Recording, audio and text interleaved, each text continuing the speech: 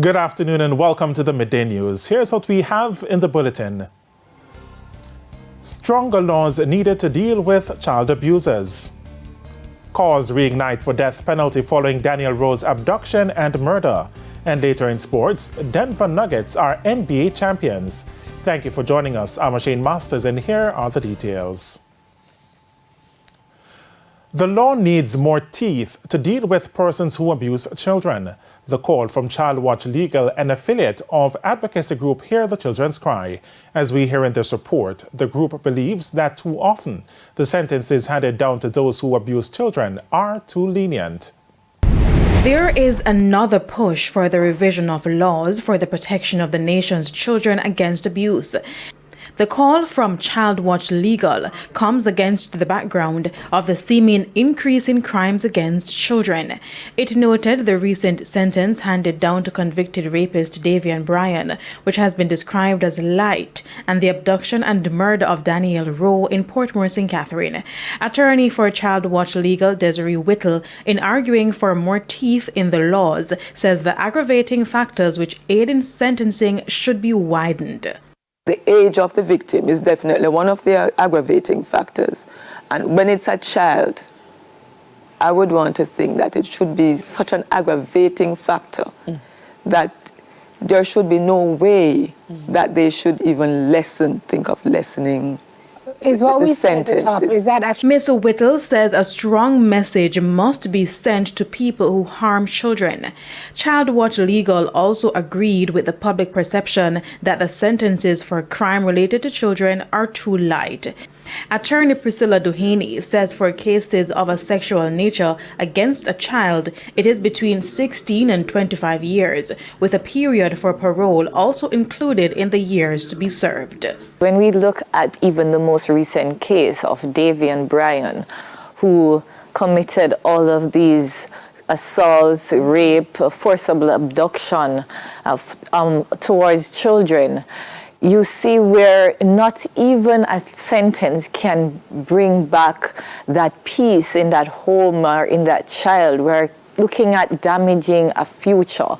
Davian Bryan pleaded guilty to multiple counts of rape, forcible abduction, and other assault charges, and is to spend just over 23 years behind bars. He will be eligible for parole after 16 years. Kelisha Williams, TVJ News. The killing of 8-year-old Daniel Rowe has reignited calls from one defense attorney for the death penalty to be applied to the case. But according to another, while the child's killing may be gruesome, it may not be enough for the death penalty under the law. Jamila Maitland explains. Whenever Jamaica is gripped with a heinous crime, it triggers a debate about the death penalty. Crimes like the one committed against 8-year-old Brayton Primary School student Daniel Rowe. According to defense attorney Peter Champagne, this case is the worst of the worst. Mr. Champagne says nothing less than the death penalty should be invoked.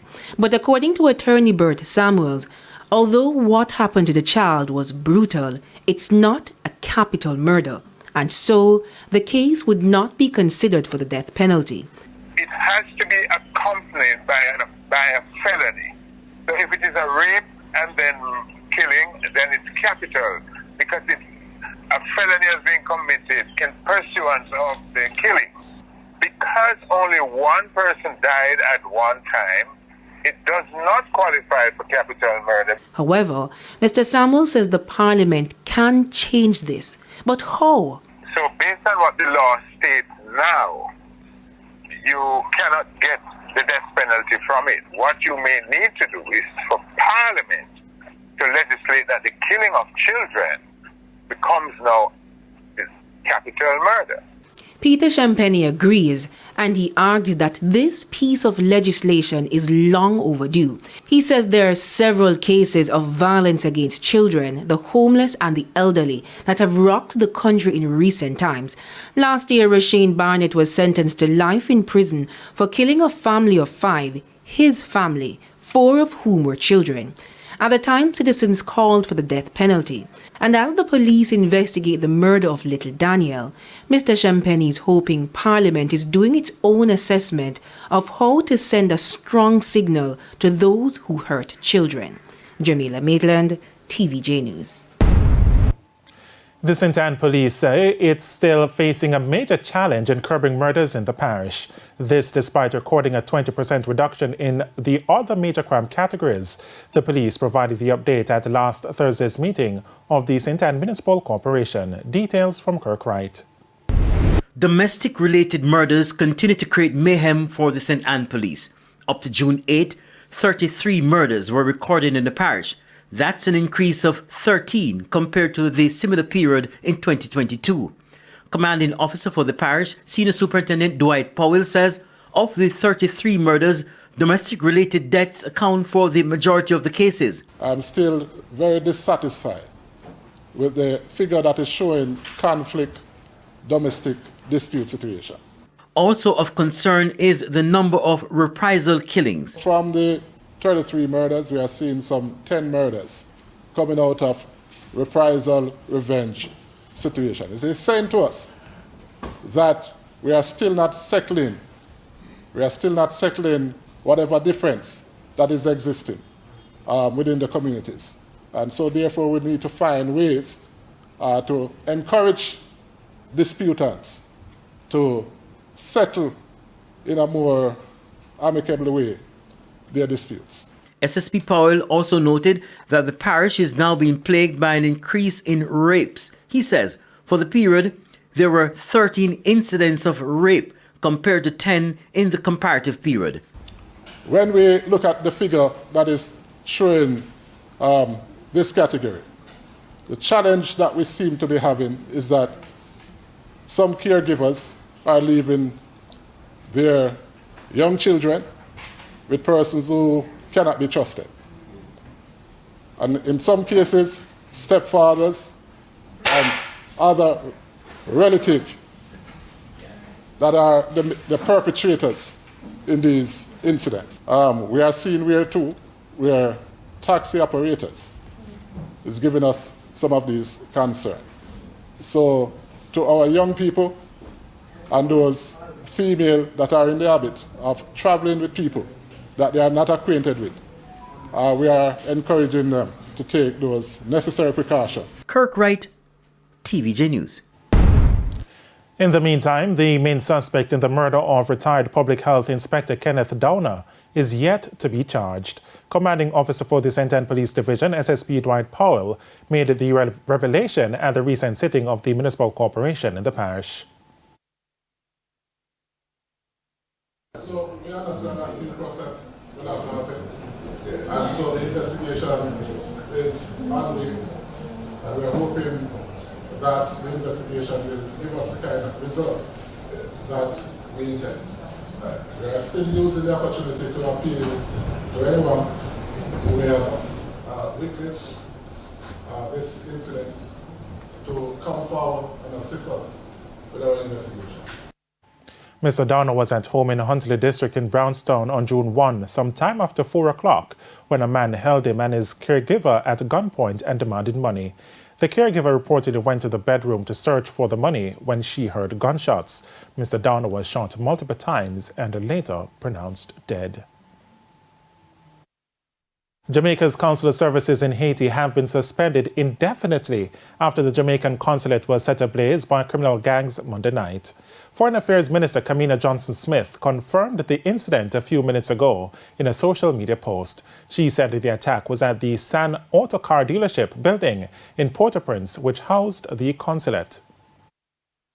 And we have therefore expressed our sympathies to the owners of the dealership, to our honorary consul, and of course advise the public hereby that consular services in Haiti are therefore suspended indefinitely.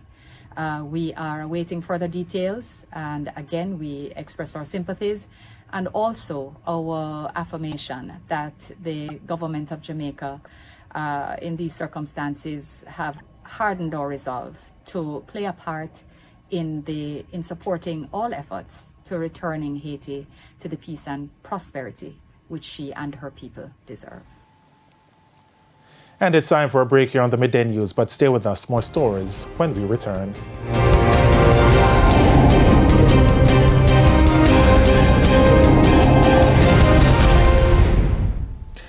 Welcome back to the Midday News.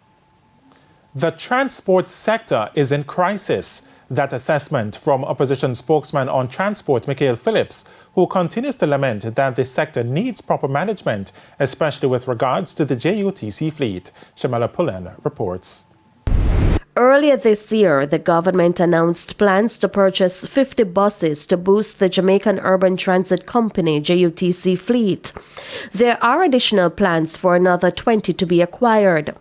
But opposition spokesman on transport, Michael Phillips, says that is still not enough.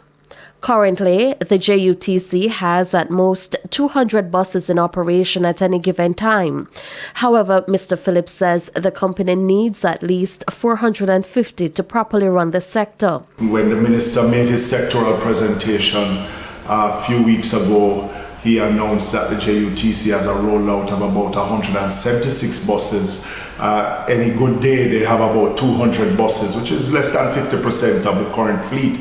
So 50 buses to a fleet of under 200 buses, where at least another 50 to 60 of the current buses that they have needs to be retired, is not a good addition to what is really needed to provide proper seating for the general public or the traveling public in the KMTR.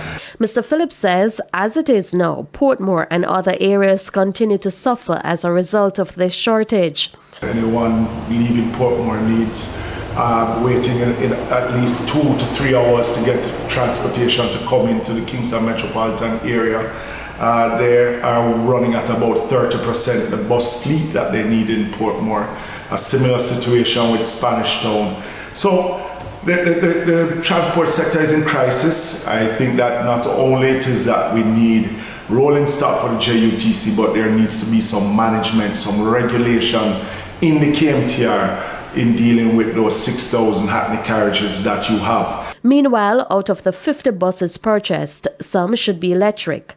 But Mr. Phillips says he has cautioned against how the government is purchasing those buses. Where 60% of the bus makeup, the design has glass in it compared to the aluminum, to the diesel buses. While we want to save on fuel cost, we might end up spending more in repairs on these buses. Just a cultural issue, something that we have to jointly, not only as government itself, but as culturally, as a people, we have to now appreciate the assets that we have that are working on behalf of the people. Shamela Pullen, TVJ News. Investigators from the Jamaica Fire Brigade are on the scene to determine the cause of the fire at the People's National Party constituency office in Southeast St. Catherine early this morning. Public Relations Officer at the Jamaica Fire Brigade, Emilia Ebanks, says firefighters responded to a call about 2 a.m. At 2 a.m., we received a call that there was a fire at the Independence City Plaza in Portmore. We responded with 2 units. That's 1 fire unit and an ambulance. When we arrived at the location, we realized that the building, or the section of the building that was on fire, housed the Southeast constituency office of the People's National Party. We got into operation and the fire was brought under control and extinguished. Last month, a fire caused minor damage to the building. And it's now time for the Business Minute. Image Plus Consultants Limited, which operates as Apex Medical, has entered into an agreement to acquire a 7.3-acre property in the Kingston 5 area.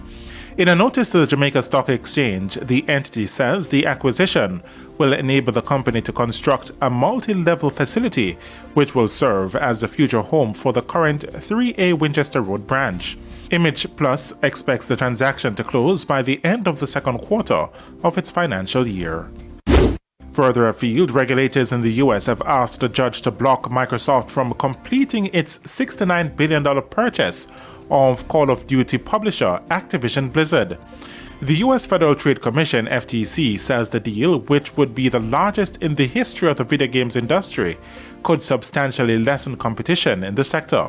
The move comes after the UK blocked the deal over concerns it would hurt competition, but the EU approved it. A trial will begin in the US in August. And that's it for the Business Minute. Time now for the top regional and international stories. The Barbados-based Caribbean Institute of Meteorology and Hydrology says with El Niño conditions expected this year, the bleaching outlook for the Caribbean is not positive. According to the institute, widespread bleaching of reefs is predicted for this season. Weather experts have noted that El Niño, the natural climate phenomenon of warm temperature in the Pacific Ocean, has officially begun. The experts also say it is sure to affect weather patterns globally in conjunction with climate change. On the international scene, a heat wave in southeastern Texas is taking a major toll on marine life in the area. Over 10,000 dead fish were washed ashore in Brazoria County near Houston in recent days. Therefore, officials are urging people to avoid swimming because of high bacterial levels and potential danger from the fish's sharp fins.